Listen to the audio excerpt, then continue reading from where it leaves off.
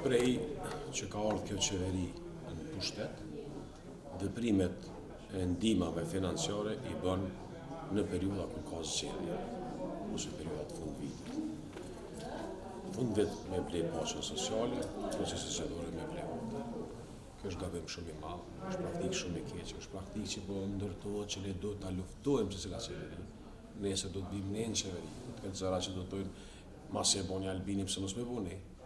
Andaj e shoh si një vepër tepër, jo vetëm jo demokratike, po e shoh edhe si vepër e cila ka karakter të një mungesë serioze të etikës qeverisë dhe të udhëheqjes zyrën publike. Kosova ka pas një situatë bukur të vështirë në këto 4 vite e gjysmë.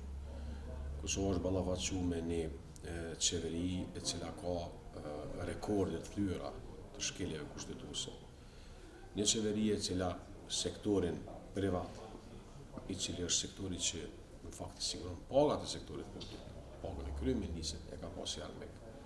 Kjo qeveri e cila përgjatë gjithë kohës ka arrit krijoj armiqësi shumë të mëdha në 3 pika thelbësore të Kosovës.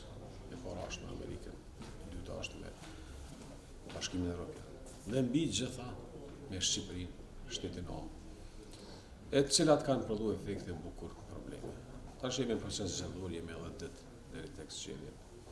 Ftesa jam vetëm për secilin qytetar të Kosovës, është ta vendos kishtin kohë. Mendon ku kem qenë, ku jem, ku do të shku në vitin 2026-2027. Alanca ka fuqinë më të madhe në nivel të pushtetit lokal, aspektin e kontrollit respektivisht të udhëheqjes së komunave.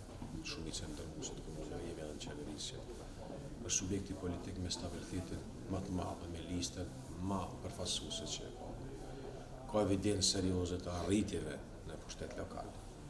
Ka evidencë historike në menaxhimin e shtetit, ku ka qenë kryeministri Haradinaj dhe ku ne kemi udhëheqë, të cilat dihen duke filluar ushtria, pavarësimi energjetik, statuti i Trepçës, ligji paga, ligji për kryeqytete e shumë tjera, Alanca do të del subjekti politik me rritjen më të madhe të fishimit e Evropës. Në boshti i suksesit të të zgjedhjeve ka ardhur Alanca për Aminën e Kosovës, që do të vërtetohet në Ministrinë. Ne mendojmë që qeveria do të jetë nga opozita.